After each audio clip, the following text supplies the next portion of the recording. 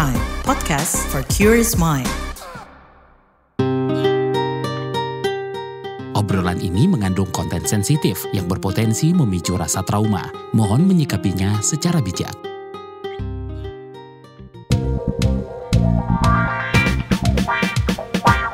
Disko, diskusi psikologi.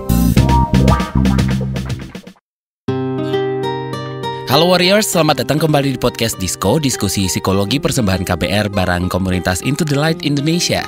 Hapus stigma, peduli sesama, sayangi jiwa. Apa kabar Warriors? Mudah-mudahan semuanya dalam keadaan baik-baik saja. Dan jangan lupa, jaga kesehatan selalu ya. Masih bareng gue Don. Iya. Kaget gue langsung amin. Hati-hati loh ngomong amin di sini sekarang di Indonesia, Mina. Oh gitu ya? Iya. Oke deh. Kan gue tahu lo di US ya, jadi nggak tahu perkembangan yang terjadi di Indonesia gitu loh. Di Indo. Iya. Enggak gitu. Tapi tahu ya, masih ya. Aman untuk kesehatan jiwa dan raga kita ya, yang semakin baik gitu ya. Betul. Nah, ngomong-ngomong tentang di US, emang di sini gue cukup membaik lah. Bukan bilang kalau di Indonesia gue nggak baik ya, tapi di sini tuh dapat akses ke kesehatan service, dapat akses ke healthcare tuh cukup mudah gitu, termasuk kesehatan jiwa juga ya. Nah, gue mau nanya ke lo sih Don, kalau lo sendiri tuh udah pernah belum nih ke mengakses layanan kesehatan jiwa kayak ke psikolog atau ke psikiater gitu? Belum. Oke, singkat padat jelas. Enggak, walaupun gue sebagai host Disko gitu, tapi gue memang belum. Atau bukan karena nggak mau gitu, tapi karena emang males nyarinya gitu, Mina gitu kan. Jadi kayak gue harus ke rumah sakit yang gede lah gitu, atau mungkin ke prakteknya langsung, ya kan. Tapi lo tahu nggak sih kalau psikolog, psikiater tuh sekarang juga udah ada di puskesmas? Masa? Di rumah gue Berarti tuh ada 3 puskesmas dekat. Kalau gigi banyak ya, psikolog itu belum ada gitu. Kenapa dibandingin sama gigi? Iya dong. Iya. Tapi iya, yang gue tahu sih sudah mulai ada di beberapa ya. Walaupun mungkin iya nggak semuanya kayak tadi ya lo bilang di puskesmas terdekat lo juga mungkin belum semuanya ada gitu. Tapi ya yang gue tahu sih ada. Tapi kenapa kita ngomongin soal ini ya? Tapi memang seperti yang gue bilang tadi, mencari layanan kesehatan mental terdekat. Kan alasan gue tadi karena gue nggak tahu di puskesmas itu ternyata sudah ada gitu ya. Karena ya gue harus mencari ke rumah sakit yang gede misalnya, atau swasta mungkin ya. Dan biar kita nggak menduga-duga, kita seperti biasa phone friend. Kita sudah ada Ahmad Faisal di sini sebagai salah satu penyintas yang pernah mengakses layanan kesehatan jiwa di puskesmas. Halo Faisal, apa kabar? Halo Kak, baik. Oke. Nah, sebelum kita tanya intinya nih ke Faisal ya, gue mau tanya dulu nih, gimana sih ceritanya sampai lo bisa di titik sadar dan mau untuk cari bantuan berobat ke profesional? Oke, kalau ceritanya agak panjang sih sebenarnya. Jadi waktu itu sempat ada satu kejadian benar-benar bikin aku jadi pengalaman traumatis lah gitu sebenarnya. Gitu, sampai aku pikir paling cuma stres biasa gitu. Ternyata setelah kejadian itu, setelah jeda hampir sebulan gitu, aku masih sering mimpi buruk tentang kejadian itu. Terus kayak tiba-tiba bisa mendadak histeris, nangis, ketakutan, sampai akhirnya aku mulai takut nih ketemu sama orang. Itu sampai titik di mana aku ngerasa bahwa kayaknya gue nggak baik-baik aja deh nih.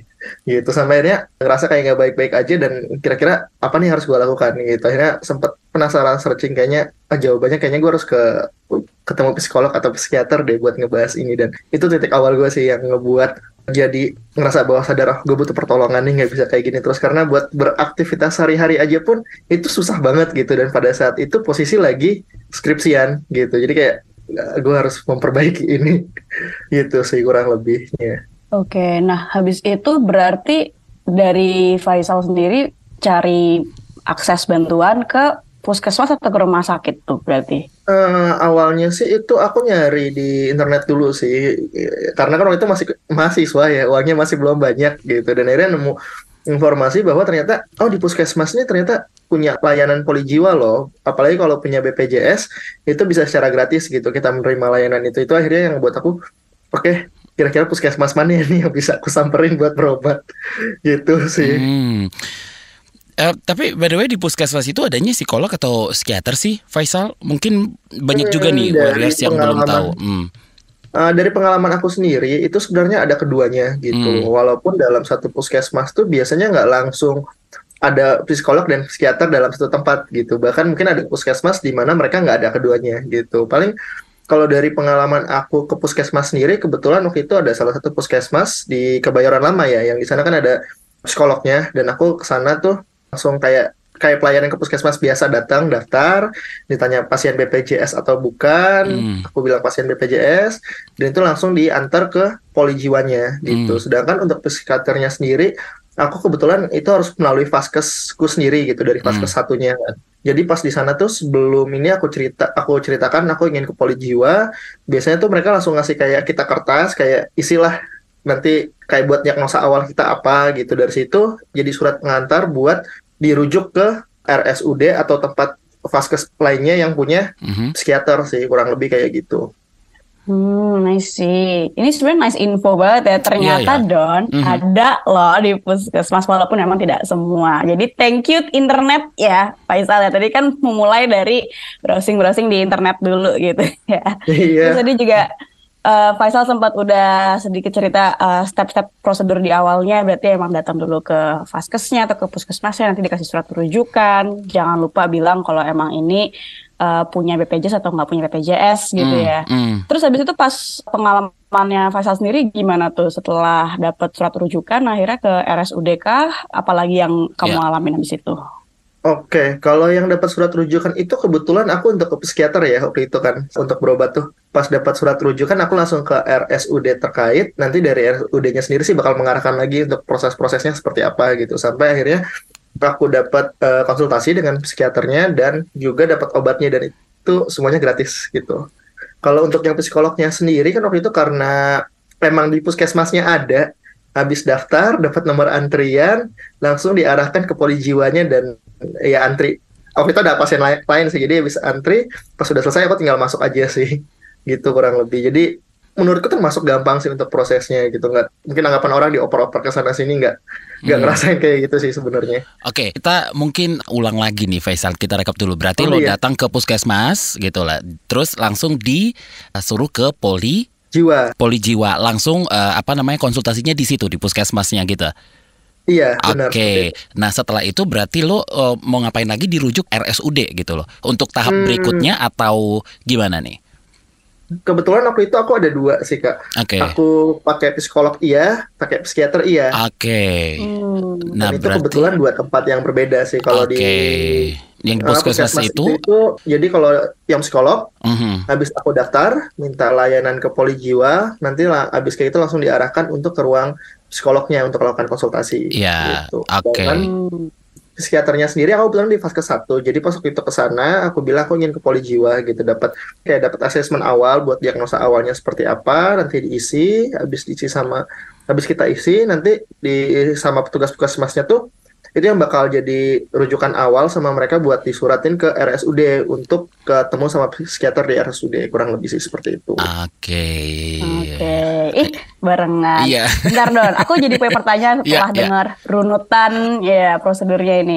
Kalau dari pengalaman Faisal sendiri, sudah pasti ketika udah ketemu psikolog itu harus lanjut atau dirujuk ke psikiater atau harus dua-duanya atau bisa hanya salah satu sih? Sebenarnya waktu itu cuma psikolog aja, cuma pada saat itu tuh aku kondisinya memang nggak baik tuh, lagi sering banget self harm, bener-bener ngelukain badan. Terus juga pada saat itu aku sering banget mimpi buruk, kayak benar nggak bisa tidur dan segala macamnya. Akhirnya waktu itu psikolog aku nyaranin coba kamu sekalian ke psikiater gitu buat dapat bantuan dari dalam juga, dari obat-obatannya gitu. Apalagi aku tuh sering banget pada saat itu kena serangan panik gitu, dan itu di tempat umum kayak lagi nyetir, lagi ini tuh kan bahaya banget tuh. Akhirnya dikasih rekomendasi buat rujuk, akhirnya aku lewat vaskes 1 aku dan dirujuk ke psikiater lewat vaskes 1ku gitu, kurang lebih. Oke, berarti bisa dibilang ya karena di puskesmas yang lo datangin itu ya hanya tersedia psikolog gitu ya, berarti lo harus dirujuk ke RSUD yang tersedia psikiater gitu ya. Benar, seperti itu sih. Oke, berarti kalau emang kita hanya butuh psikolog ya bisa di puskesmas itu aja, dan tergantung diagnosanya apakah kita memerlukan obat-obatan seperti yang Faisal katakan tadi, yang lo bilang tadi itu, berarti kita bisa dirujuk lagi ke vaskes selanjutnya berarti ya. Oke. Jadi itu kira-kira berapa sesi kemarin itu lo Faisal itu? Oke. Untuk sesinya sendiri aku sebenarnya nggak ngitung ya, karena kadang pas awal-awal tuh kayak seminggu sekali, terus saat udah mulai stabil tuh bisa 2 minggu sekali gitu. Tapi untuk prosesnya sendiri itu aku sekitar hampir 6 bulan konsultasi dengan psikolog dan sama psikiaternya sendiri. Untuk konsumsi obat-obatannya tuh kurang lebih 3 bulan gitu sih. Tentang waktunya lumayan. Iya. Dan seperti kita tahu ya, ini ya, kita itu jadi rahasia umum deh. Kalau misalnya kita ke puskesmas itu kan ngantri panjang ya. Nggak tahu nih habis ini Warriors mendengarkan ini jadi rame-rame ke puskesmas, jadi kita tuh harus ngantri lama jumpa psikolog ke sana gitu ya. Itu per sesi berapa lama itu Faisal? Sebenarnya ini sih untuk proses berapa lamanya tuh tergantung lagi berapa ramai ya. Kalau misalnya aku dari jam 7 udah standby di puskesmas, mungkin jam 8 atau jam 9 tuh aku udah naik untuk konsultasi gitu, dan 10 udah pulang. Tapi kalau lagi rame banget itu mungkin aku bisa katakan aku datang agak telat nih jam 8:30 gitu. Mungkin aku baru naik ke atas jam 11 gitu. Berarti Faisal berapa lama nih kira-kira di ruangan konsultasi gitu ya? Berapa lama waktu yang dihabiskan waktu buat konsultasi? Untuk satu sesinya sendiri ya, itu biasanya sih aku ngabisin waktu sekitar 1 jam. Sekitar 1 jaman sih untuk satu sesi. Dan sebenarnya 1 jam itu sendiri pun udah waktu yang cukup lama gitu loh. Karena mungkin kalau emang yang aku ceritakan dikit atau mungkin update yang aku sampaikan dikit gitu loh, palingnya cuma 40 menit sampai 45 menit. Tapi rata-rata aku menghabiskan waktu untuk proses itu sekitar 1 jam sih, kurang lebih seperti itu. Karena kan kayak curhat ya sebenarnya kalau sama psikolog ya, yang setahu aku. Jadi makanya kalau sampai cuman sedikit waktunya, kayak cuman kecap-kecap lucu kan juga tidak efektif. Jadi senang juga sih kalau dengernya oke, sejam tuh oke kok kayaknya. Walaupun kadang-kadang kita kalau chat butuh lebih ya, tapi makanya kita datang ke sesi berikutnya. Karena ini kan gratis ya. Siapa tahu karena gratis jadi dibatasin 30 menit gitu ya. Ternyata lama juga gitu. Bisa sampai 1 jam gitu ya. Bahkan bisa lebih nggak sih? Satu sesi itu pernah ada yang hampir 1,5 jam karena lagi bener-bener banyak yang diceritakan, terus banyak kan sesi sebelumnya banyak kasih tugas tuh, jadi ngejelasin satu-satu itu hampir 1,5 jaman pernah juga sih, walaupun jarang karena sejam aja udah capek banget. Oke, seru banget obrolan kita, tapi sebelum berlanjut kita break dulu ya. Tolong! Ada apa MJ? Spider-Man tolong tangkepin orang ini. Loh, kenapa? Aku habis kena tipu investasi bodong nih. Sekarang aku bangkrut. Kosanku bakal nunggak 3 bulan. Oh alah, pasti belum dengerin Uang Bicara ya? Uang Bicara? Apa itu? Podcast ekonomi dan literasi finansial dari KBR Prime. Narasumbernya kredibel dan topiknya cocok banget buat anak muda kayak kita. Ada juga nih, topik biar gak ketipu investasi bodong. Oh iya, aku dengerin deh. Tapi kamu mau kan nangkep penjahatnya? Siap, apa sih yang gak buat kamu? Uang Bicara, menavigasi kamu supaya tetap cuan dari KBR Prime.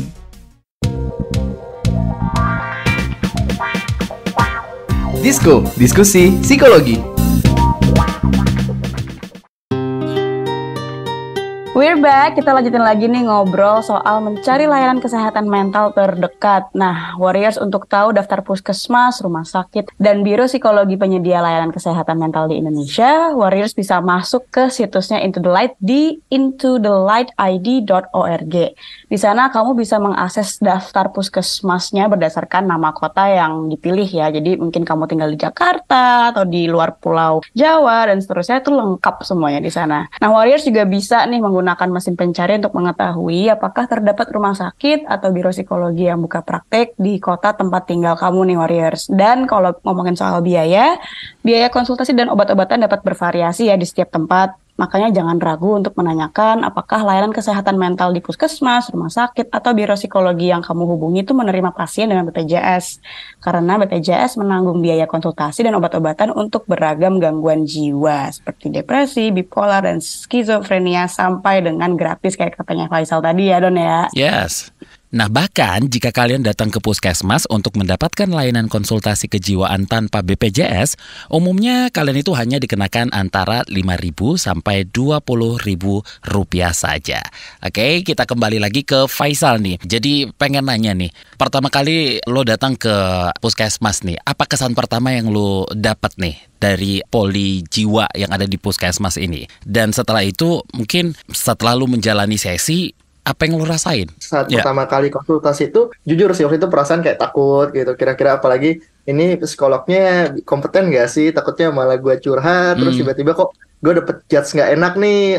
Paling kamu cuma kurang ini, jarang ini gitu. Itu kan perasaan kayak gitu, jujur takut gitu. Bahkan ini istilahnya puskesmas, pakai BPJS, masih ada image-image jelek lah yang gue bayangin gitu. Tapi pas dateng, suka duduk, itu masih gemeteran ya. Terus kayak psikolognya cukup ramah sih, langsung nyapa aku gimana, ngajak kenalan, ngajak ngobrol dulu. Jadi kayak memastikan bahwa ya aku nyaman untuk bercerita gitu kepada dia. Dan dari sesi pertama yang lumayan cukup baik, itu yang bikin aku akhirnya aku buat percaya nih untuk melakukan sesi-sesi berikutnya dengan psikologku pada saat itu gitu. Dan katakanlah setelah kurang lebih hampir 6 bulan aku jalan konsultasi ya dengan dia tuh, itu aku ngerasa banyak banget sih perubahan aku dibandingkan saat pertama kali gitu, dimana aku masih benar-benar tertekan dengan kejadian yang aku alami, sampai akhirnya aku sudah mulai bisa memahami apa sih kayak perasaan yang aku rasakan gitu loh, sampai benar-benar aku dari yang awalnya setiap ada perasaan stres atau perasaan gak nyaman itu muncul, aku self harm dan segala macamnya, sampai oh ini nggak baik, cara pelampiasan yang lebih baiknya itu mungkin aku bisa journaling atau segala macam itu. Ya aku mengetahui itu karena dari apa yang diajarkan ke aku sih selama aku konsultasi gitu. Bahkan yang sempat aku kaget tuh, aku pernah datang pakai jaket gitu nutupin semua tangan itu karena habis self harm sih malamnya sih, dan itu luka lagi ini banget. Sama psikologku disuruh buka jaketnya gitu, dan itu ngelihat kan dia. Ini ditanya kapan bikin lukanya dan segala macam, dan sesi konsultasinya tuh langsung dibikin intens lagi gitu karena buat lihat update aku gimana, sampai waktu itu dia ngasih nomor kontak pribadinya gitu. Kalau misalnya aku tiba-tiba butuh bantuan darurat bisa langsung hubungin dia. Dan buat aku ya, istilah psikolog di BPJS pelayanan seperti itu buat aku itu wow banget sih, keren banget sih. Iya, betul.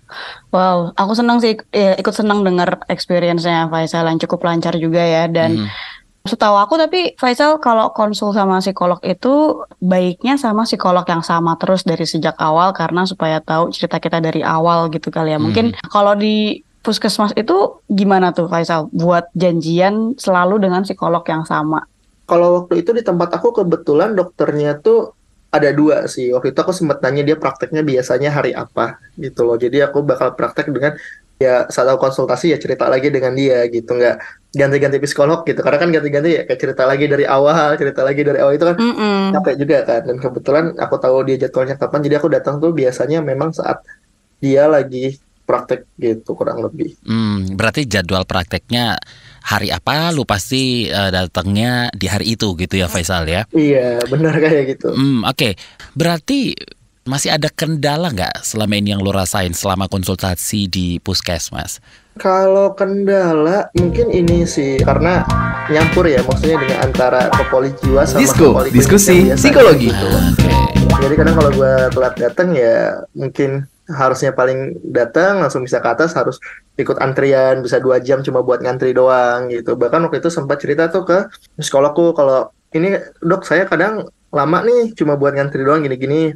Dijelasin sama dia, coba langsung ngomong ke kasirnya buat ke poli jiwa biar bisa dapat prioritas gitu kan duluan. Tapi ya pada akhirnya tetap harus mengikuti prosedur yang ada gitu. Itu mungkin birokrasinya sih yang masih harus aku akui agak rumit gitu. Birokrasi selalu ya. Iya. Tapi tidak apa-apa. Ini sepertinya sudah mengarah ke yang lebih baik. Nah, kita udah banyak ngomongin tentang gimana pengalaman Faisal di puskesmas dan konsul dengan psikolog. Kalau dengan psikiater di Vaskes 1 atau di RS gitu ya Faisal, pengalamannya gimana tuh? Apakah ada beda yang signifikan atau apa yang mungkin kamu temukan di situ? Untuk pengalaman buruknya ya, kalau pengalaman baiknya sih kebetulan dari yang Vaskes pertama langsung dirujuk ke RSUD itu prosesnya cepat sih sebenarnya gitu, nggak terlalu lama gitu. Cuma dari aku aja sih pengalaman rada nggak enak ya, karena sempat kan waktu itu di suratnya tuh janjian untuk konsultasi katakanlah tanggal 14 gitu. Tanggal 14 itu aku berhalangan hadir nih, dan aku baru bisa hadir tuh di tanggal 15 gitu. Tapi ternyata karena udah lewat tanggalnya tuh sempat hampir ditolak sama RSUD-nya gitu. Katanya harus daftar lagi manual karena di sistem sudah lewat. Dan kebetulan waktu itu kan HP aku pakainya iPhone ya, dan mereka harus daftar aplikasinya tuh pakai aplikasi dari mereka. Cuma aplikasinya tuh cuma tersedia untuk Android gitu. Dan itu kayak ini gimana cara daftarnya gitu kan, itu kayak agak-agak menyebalkan gitu. Akhirnya waktu itu aku agak komplain ke bagian kehumasannya dan akhirnya dapat sesi buat konsultasi dengan psikiater hari itu. Sama obat-obatan emang gratis gitu, bagusnya emang gratis tuh, aku nggak keluar uang sama sekali. Cuma sempat sekali stok obat di RSUD-nya habis, jadi cuma dikasih resep dan ya karena ini apa sih, akhirnya aku beli resep sendiri gitu di luar gitu sih, cari yang generiknya. Itu aja sih pengalaman yang agak kurang enaknya sebenarnya. Oke, Faisal, harapannya apa nih untuk layanan kesehatan jiwa di puskesmas yang kita punya di seluruh Indonesia? Harapan aku sih yang paling utama itu untuk layanan yang tersedia jauh lebih merata gitu loh, karena mungkin aku ada di Jakarta tuh nggak terlalu kesulitan nih untuk mencari poli jiwa atau semacamnya gitu. Cuma beberapa teman aku yang cerita atau minta saran ke aku, mereka tuh kadang cerita, susah nih kalau pengen nyari kayak gini harus ke kota dulu atau harus RSUD pusat, dan itu kan kadang numpuk banget gitu. Jadi ya harapannya sih bisa layanan untuk poli jiwa ini bisa jauh lebih merata gitu, bukan hanya di kota-kota besar tapi bisa di kota-kota kecil juga gitu. Jadi biar ya yang membutuhkan tuh jauh lebih gampang untuk mendapatkan aksesnya sih, itu harapan aku. Thank you Kak Faisal, suka banget sama gimana udah yang di-sharing sama Faisal gitu ya, benar-benar bikin punya harapan sih sebenarnya dengan fasilitas dan juga akses kesehatan jiwa tentunya ya di Indonesia. Nah, tadi juga dari awal Kak Faisal udah cerita kalau emang Kak Faisal tuh punya dorongan, motivasi, keinginan apapun namanya itu dari dalam diri untuk cari bantuan gitu ya, get the help that you want and you deserve and you need. Boleh nggak nih Kak Faisal juga ikut sharing atau mungkin mengajak warriors yang lagi dengerin podcast kali ini tuh untuk akses juga layanan kesehatan jiwa ini, karena as we know tadi kan kita juga sempat bahas ya, mungkin masih ada suka stigma tentang orang datang ke puskesmas atau ke poli jiwa dicampur sama poli-poli yang lain, jadi mungkin ada rasa nggak enak gitu. Tapi yang kamu lakukan adalah kamu tetap datang ke poli jiwa, tetap datang dan ngambil konseling itu. Oke, buat teman-teman yang katakanlah sedang berjuang lah dengan perjuangannya masing-masing gitu ya, mungkin aku nggak tahu juga kayak gimana. Buat aku jangan takut atau ragu tuh buat yang namanya nyari pertolongan gitu. Apalagi sekarang kan emang dari pemerintah sendiri sudah mulai aware nih dengan kesehatan jiwa. Salah satunya ya dengan layanan BPJS yang cukup gratis gitu. Apalagi kalau misalnya kalian terhalang biaya, ya seenggaknya kita kan punya BPJS tuh. Itu BPJS bisa banget ngebantu untuk mengurangi biaya-biaya yang sebenarnya buat layanan kesehatan jiwa sendiri tuh cukup mahal ya di ranah swasta gitu loh. Itu ngebantu banget sih sebenarnya. Dan pasti mungkin ada khawatiran, gue takut nih kalau misalnya nanti gue ke poli jiwa tuh disangka orang gila lah, dapat judge dan segala macam. Itu kekhawatiran kayak gitu wajar banget ada, tapi selama pengalaman yang aku alami ini, kebetulan banget tenaga-tenaga kesehatan jiwa ya di Indonesia yang aku temui itu mereka pada profesional kok, dan mereka bakal ngebantu kita buat istilahnya memperbaiki diri kita gitu, untuk kembali pulih lagi, untuk menjadi versi terbaik dari diri kita lagi gitu loh. Jadi seperti yang aku sampaikan sebelumnya, jangan takut buat mencari bantuan gitu. Bahkan kalau emang ini, cari teman-teman yang bisa nge-support kita untuk ya akhirnya kita mengambil langkah untuk mendapat pertolongan pertama gitu sih dari aku. Nah, sebelum kita tutup sesi Disko kali ini, kita juga mau ajak Anda dengerin testimoni dari salah satu warrior yang bernama Dani. Dia juga pernah mengakses layanan psikolog di puskesmas. Pertama kali mengakses layanan kesehatan mental di puskesmas itu sekitar tahun 2021. Pertamanya cari-cari dulu di Google. Kebetulan di dekat rumah saya di Bogor itu ada puskesmas yang sering saya datengin kalau sakit, biasa kayak batuk pilek kayak gitu, datang ke sana. Nah, ternyata di sana ada poli jiwa. Terus saya ngerasa saya butuh bantuan profesional waktu itu, akhirnya pergi memutuskan ke sana gitu. Ketika akses layanan itu menurut saya udah bagus ya. Jadi saat mendaftar itu kita langsung dipisahkan sama pendaftar-pendaftar di poli-poli yang lain. Jadi udah dikasih tahu ini untuk poli jiwa, nanti tempatnya di sini. Terus setelah itu kita nunggu dipanggil aja. Kebetulan waktu itu pertama kali, jadi belum ada catatan rekam medisnya di sana. Ketika datang langsung dihadapkan sama psikiater dokter gitu ya. Dan di sana kita bisa cerita soal masalah yang kita alami gitu. Menurutku dokternya cukup helpful ya. Dia kayak bisa, ini ada apa, kayak gitu, nanyain ada apa. Jadi pelan-pelan bertanyanya ke pasien gitu kan. Menurutku kelebihan di layanan kesehatan mental di puskesmas itu adalah murah ya, satu. gak bayar karena saya punya BPJS Kesehatan, jadi gratis gitu ya. Bahkan obatnya juga gratis. Terus untuk waktu konsultasinya juga tidak terbatas. Itu membedakan sama layanan kesehatan mental yang ini ya, yang swasta ya. Kalau swasta itu kan biasanya tarifnya tuh per jam. Kalau misalnya di sana tuh kayak kita bisa cerita mau setengah jam, cuma setengah jam aja ya nggak apa-apa, lebih dari 1 jam ya nggak apa-apa juga gitu, nggak bayar juga. Menurutku itu enak ya buat pertama kali dan masih bingung mau cerita apa ke psikiaternya gitu. Jadi gampang banget diakses. Sebenarnya kayak kurang populer si polijiwa ini. Jadi orang-orang mungkin nganggapnya kalau pergi ke polijiwa ya gila gitu ya. Maksudnya ada gangguan mental berat gitu ya. Padahal sebetulnya ya pertolongan profesional pertama itu bisa pergi ke polijiwa yang ada di puskesmas. Tapi yang paling penting adalah jangan malu kalau misalnya pergi ke polijiwa. Karena yang pergi ke polijiwa itu gak cuman orang dengan gangguan mental berat atau yang udah gila, tapi kita-kita yang memang butuh bantuan profesional atau sekedar curhat, butuh orang lain, advice dari orang lain, itu juga bisa pergi ke polijiwa. Jadi jangan takut, jangan denial. Terus juga ketika mau pergi ke sana udah siapin catatan. Jadi ketika ngomong atau cerita itu fokus sama masalah kita, apa yang kita rasain kayak gitu. Oh iya, ketika ketemu sama psikiater jangan kayak kayaknya enggak deh. Kayaknya aku enggak kayak gitu deh, misalnya kayak gitu ya. Itu proaktif aja, nanya-nanya, silakan tanya permasalahan yang kamu hadapi biar dapat solusinya. Jangan bohong sama psikiaternya. Setelah itu ketika diresepin obat, ikutin resepnya gitu. Jangan skip-skip kayak gitu, karena itu kan bakal ngebantu penyembuhan gitu. Terima kasih banyak untuk Kak Ahmad Faisal dan juga Kak Dani ya yang udah bersedia untuk sharing pengalamannya, pengetahuannya di episode Disko kali ini. Dan terima kasih juga buat kamu yang sudah mau mendownload dan mendengarkan podcast ini. Dengan mendengarkan podcast ini, semoga kita bisa membantu menghapus stigma di masyarakat, lebih peduli terhadap orang-orang di lingkungan sekitar, dan tentunya jangan lupa juga untuk selalu menyayangi jiwa sendiri. Sampai ketemu lagi ya di podcast episode selanjutnya. Dengerin terus di kbrprime.id. Gue Mine. Gue Don, pamit undur diri. Bye-bye. Bye. Disko, diskusi psikologi.